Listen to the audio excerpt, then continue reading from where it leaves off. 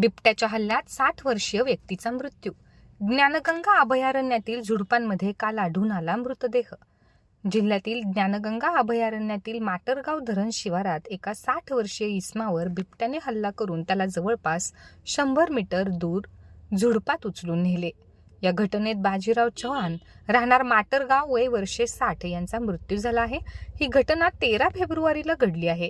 अभयारण्यात फायर लाईनचे काम करण्यासाठी 13 फेब्रुवारीला वनकर्मचारी गेले असता दुपारी 4 वाजता ही धक्कादायक घटना समोर आली आहे.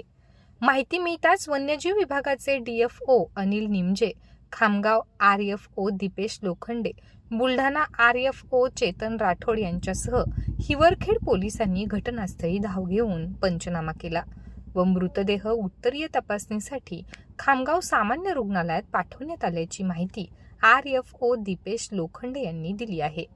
ही घटना उघडकीस आल्यानंतर परिसरामध्ये दहशतीचे वातावरण निर्माण झाले आहे.